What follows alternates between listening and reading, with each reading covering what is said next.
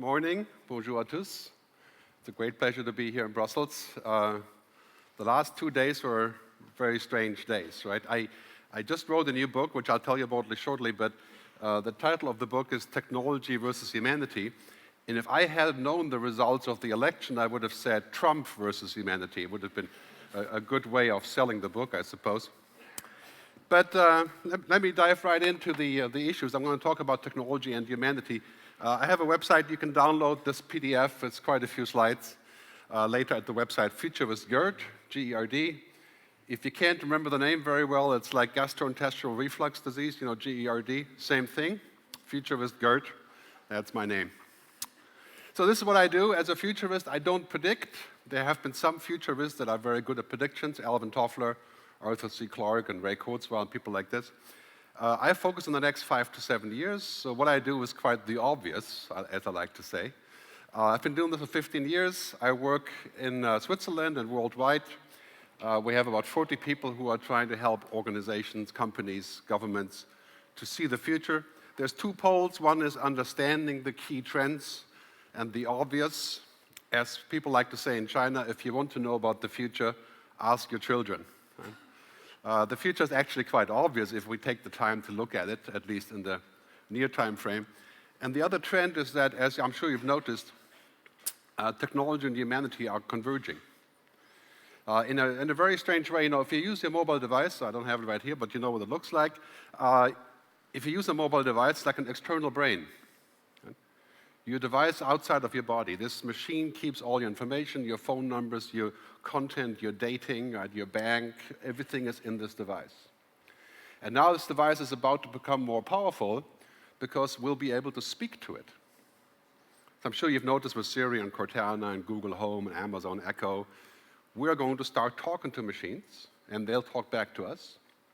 Language recognition is only about 1 or 2 years away from perfection. And of course, that's the headline you're going to see from companies like Google, which is, by the way, one of my clients. I talked about it on the adjacent slide here.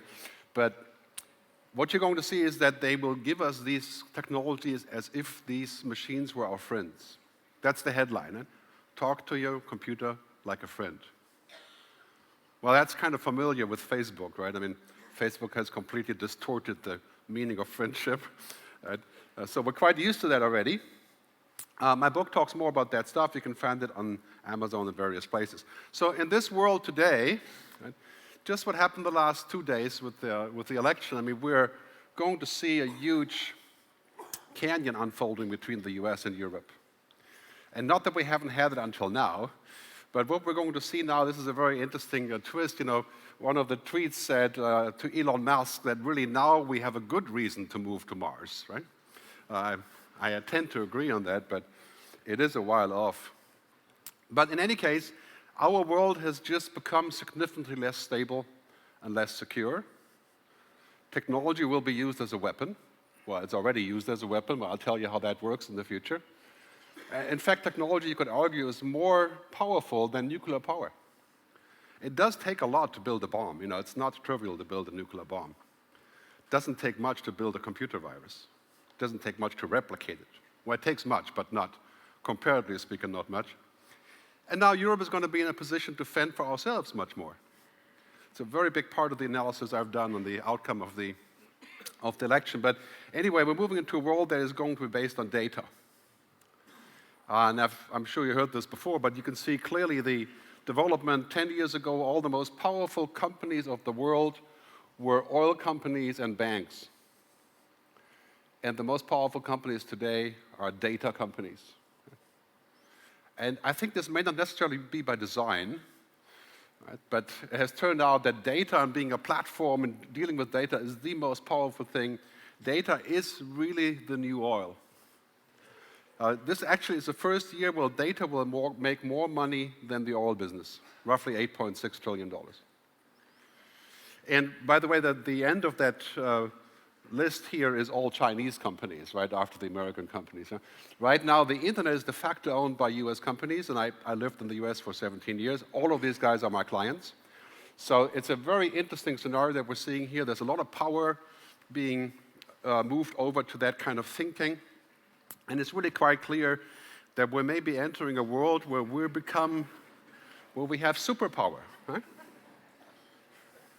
I mean, the fact that you can sit here and send a message to your kids in Bali, or buy some stocks online on your mobile phone, or slander me on Facebook or whatever, right? That's empowerment.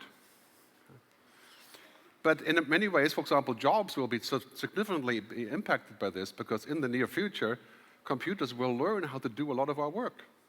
Pretty much anything that's routine will be done by a machine. I think it's good news or bad news. Nobody really likes routine work. But even routine work is work for most people, even if they don't like it. So it's a very difficult scenario what we're going to do. The bottom line about this is, however, technology has no ethics. Technology, even the most sophisticated machine today, cannot read between the zeros and ones. When we meet in person outside sometime, it takes less than a second to figure out if we're in the same club, if we're going to talk to each other, who we are. It takes less than a second without saying anything. 40 quadrillion calculations per second in the human brain, and we still don't know how things like compassion, empathy, emotions, those trivial things, actually work. So we think about technology, the world is already being ruled by technology, really. Genetic engineering, artificial intelligence, the Internet of Things. So how do we get this trivial thing of ethics and values and beliefs? I'm not talking about religion here, I'm talking about purely bottom line ethics. As the Dalai Lama said, ethics is much more important than religion. This is the head of a religion, right? Keep that in mind. So this is a big question for us. How do we do this? Where do we go?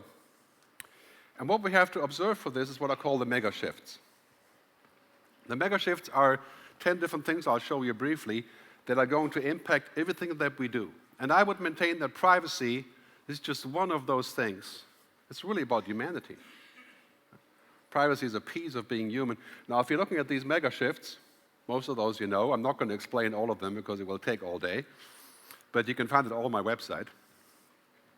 It's mind-boggling to see how they all come together. Take one, for example, that is kind of new, called datafication. If you are a LinkedIn user, most of you are LinkedIn users now, there's 750 million of them now, right? You have been datafied. The same information that used to be between and other people, when you meet them or with business cards, it's now on LinkedIn.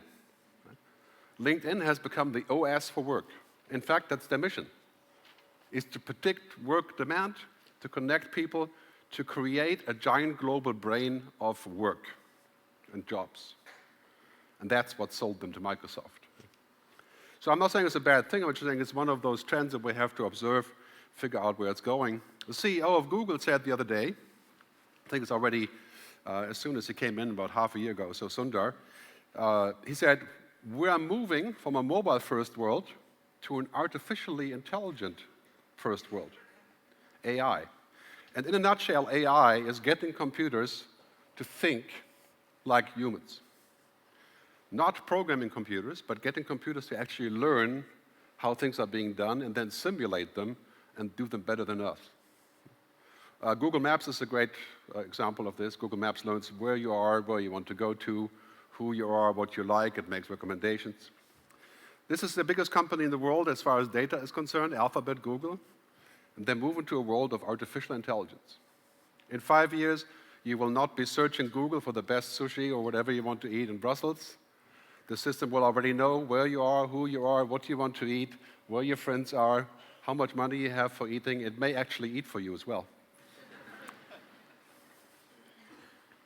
So basically, we're moving to a world of global brains. And I'm not talking about Skynet here, even though you could think of that as a Skynet. This will have vast benefits for society. Global warming. If we do the Internet of Things, if we connect devices, we can save 60–70% of logistics costs. We can reduce, in smart cities, the output of carbon.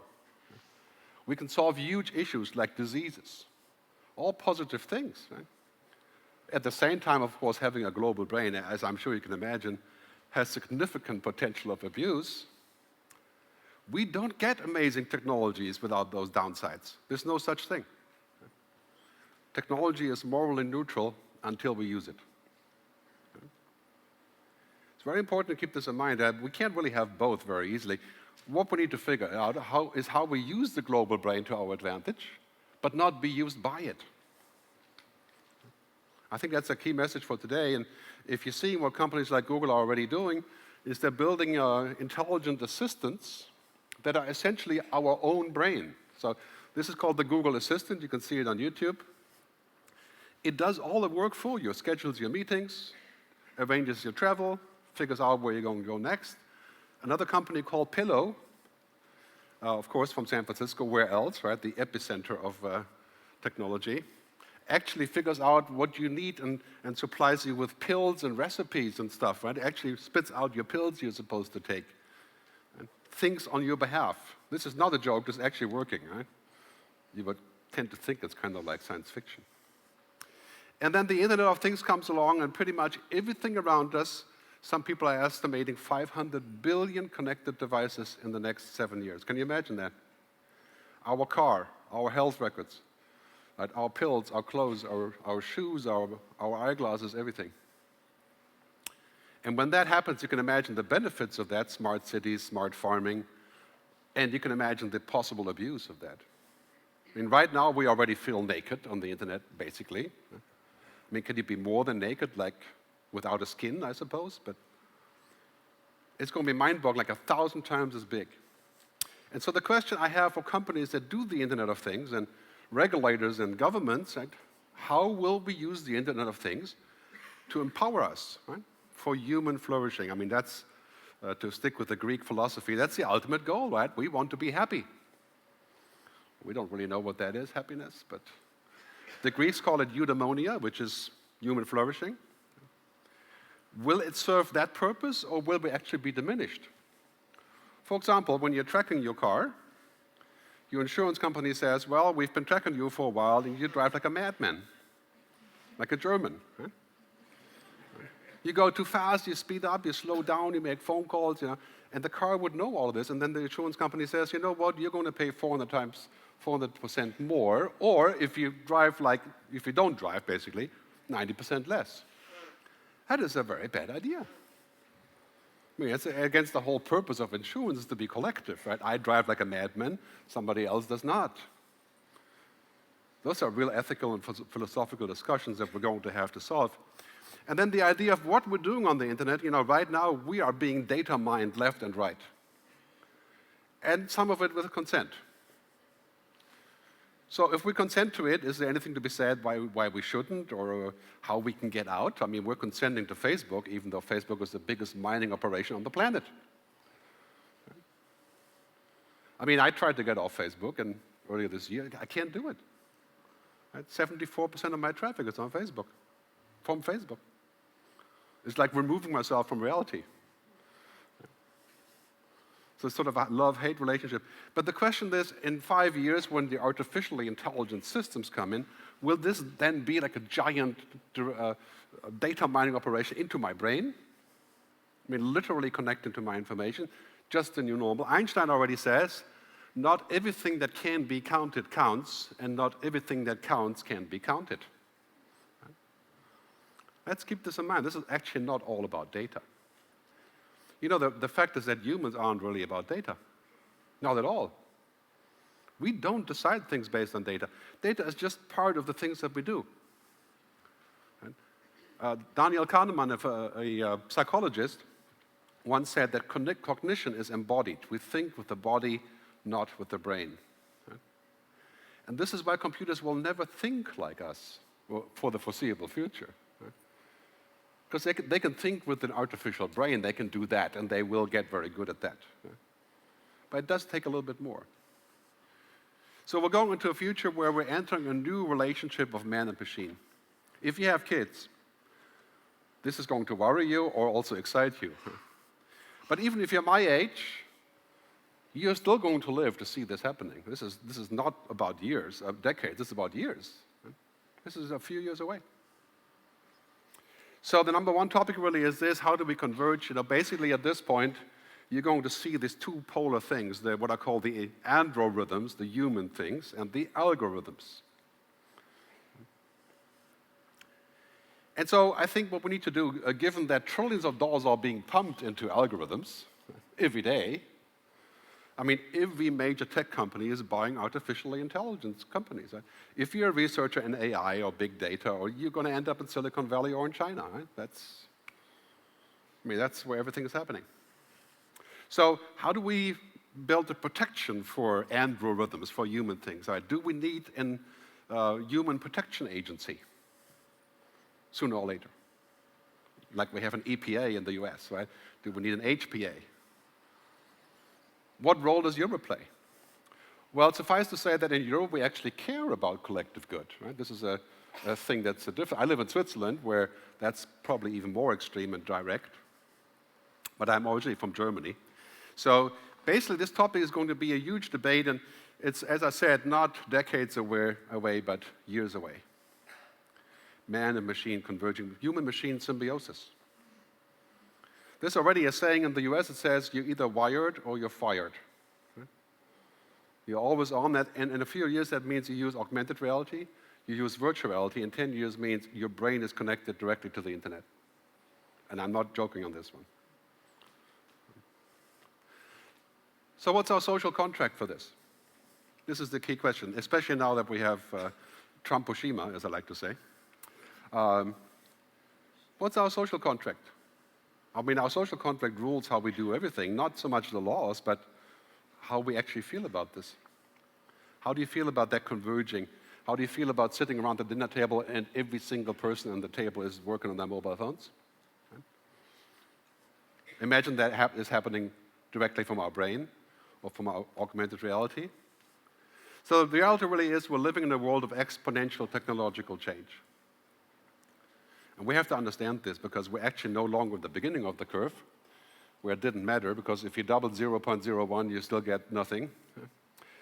We're at 4, the next step is 8. That's 12 to 18 months, Moore's law, Metcalfe's law, you're familiar with that. 7 steps to 128, that's roughly 7 years, or 5 years, depending on the speed. 30 steps to 1 billion. Our kids will live in a world that's so vastly different we can't even imagine it. Not even in Hollywood. The kids of my kids will never drive a car themselves. They won't know what a CD is. They'll never pay with real money. They may not learn other languages, and they may refuse how to handwrite, how to learn that. We're talking about a world that's so vastly different, right? This is the exponential point that if we keep thinking linear, it's going to be a bad future for us. Politics, government, business, we have to think exponentially. Every year you're doubling the possibilities. We're going to have computers that are 1 million times as powerful as what we have today in roughly 6-7 years, quantum computing. This computer could crack the RSA encryption code in 14 seconds, running all 300 trillion variations. It could also work on our human DNA of every single person on the planet and figure out which gene causes what at mind-boggling speed. Right now we can't do that, it just takes too long. There's too much computing. We may be the last generation of humans that still knows what offline means. Well, in fact, you could argue, of course, we're different generations, right? Most people don't know what offline means. It's a mental state now. As I like to say, offline is the new luxury. And in fact, that's true. Because as humans, we're not capable of constantly being online. We can't do that. We're not built for the constant connection of data. So now it's a luxury, right? You go to a hotel where they actually charge you extra because the internet doesn't work. Right? And even the wireless network is switched off. Right? There's a bunch of places like this in Switzerland.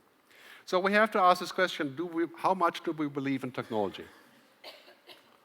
Right? Is that your belief? Technology can solve the problems of the world. I would say that I love technology. You know, it does a lot of really interesting things, but technology is a tool, not a purpose.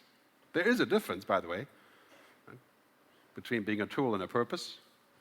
Today, if you ask if technology can do something, there's still a couple of questions where we're saying, we're not sure it can solve cancer. We're not sure that it can do X, Y, Z. In 10 years, over. Right? If you ask a question if technology can do something, the answer will always be yes. Always. Can we find new sources of energy? Can we desalinate water?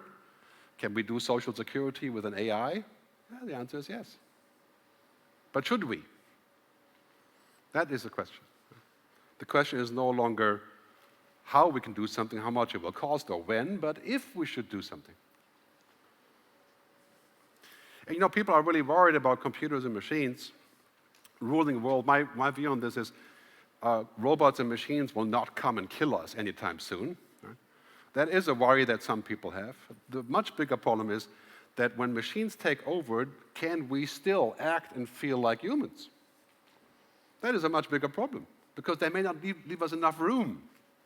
Right? Privacy, mystery, intuition, mistakes, stories, inefficiency, inconvenience. Right? Do we need inconvenience? Do we need boredom? Well, the answer is yes, it's just human. Machines want to remove all of that. This is like pouring sand in the gearbox, right? So do we do this in the future? Right? Do we happily slap the incoming machine, or do we use, you may know a related device called Tinder. This is called Timber. It's the same thing, right? Just a variation of it. But I figured you would know that. Brussels is a very busy town. But here's the challenge, right? We may have sometimes too much technology. That's also increasing exponentially. So first, it's magic, right? This is the key word for Apple. Every second sentence is magic. I'm an Apple user, so I'm quite happy with that. And then we get manic. That's also still okay to some degree. We kind of obsessed with posting things or so. That's kind of normal, like television. But then it gets to be toxic. Right? So we maneuver us into a place where we're no longer actually human. We're acting like machines. Like we're building more relationships with our Facebook friends than we build in real time. Right? That is just downright stupid. But of course, that works well because technology makes it possible. For example, this new device from Amazon called the Echo, right? It's actually sitting in our bedroom listening to everything we say and do, so we can command it and say, play a movie. Right? I mean, that is a huge benefit. We're going to be monitored 24/7 a day. In return, we can buy anything we want anytime. That's a huge value, right? Are we going to end up in a world like this? In a world where we are perceived as being wetware that's inefficient. Right? I mean, that is what we're reading between the lines here, is ultimately we're just useless. We're not fast enough, we're inefficient, we may make mistakes. There are seriously people suggesting that government should be run by artificial intelligence. Because they don't make mistakes, right?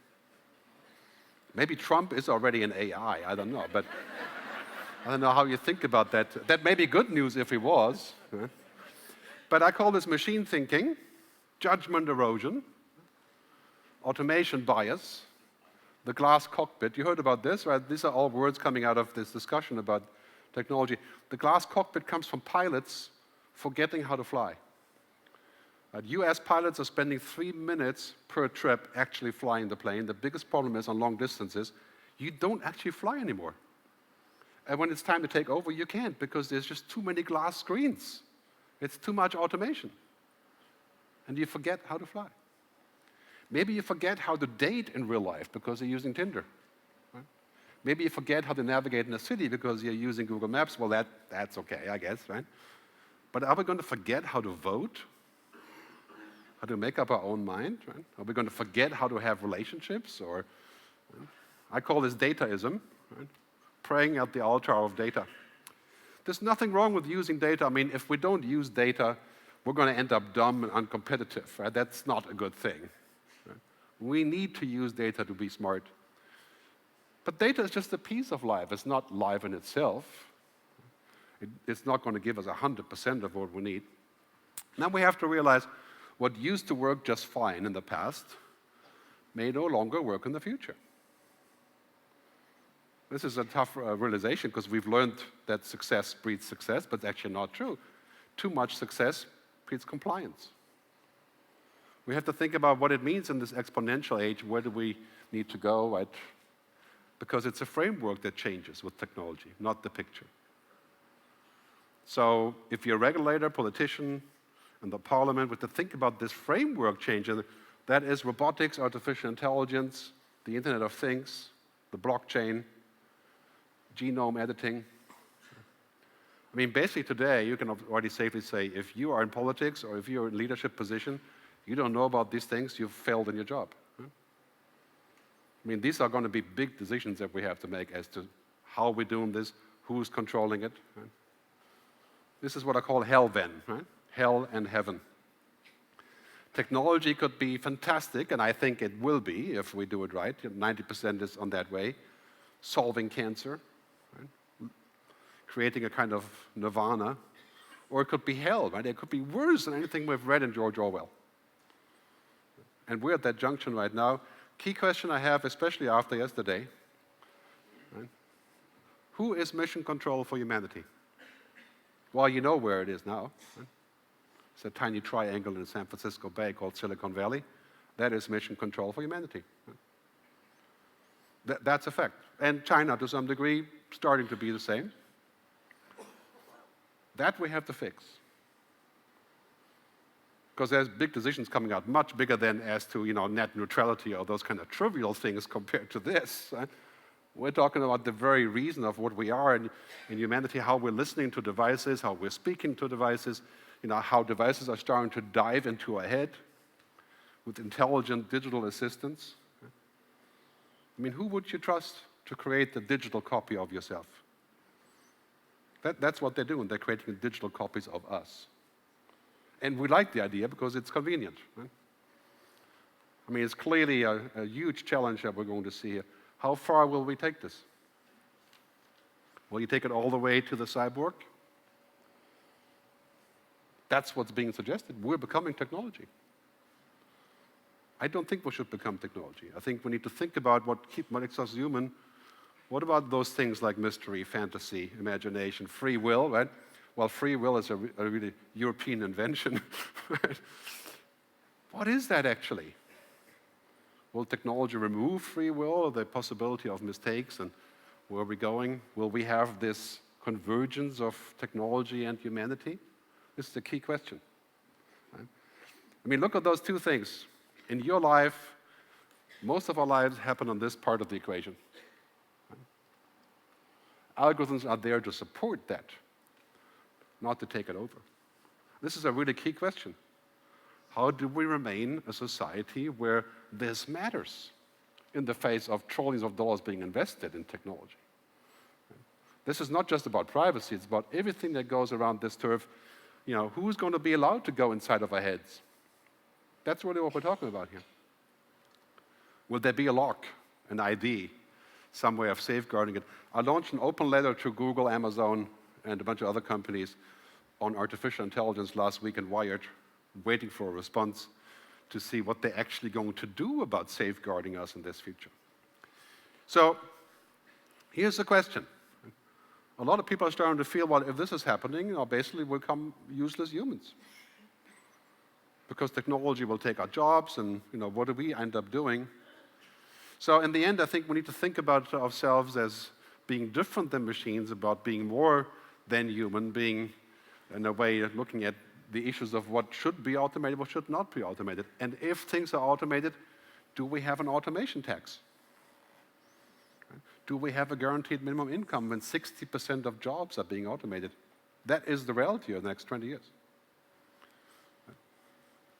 So what's happening here, you can clearly see we're looking at a redefinition of the society plan, of the societal order of work. Non-routine work is increasing, and any work that's routine is decreasing.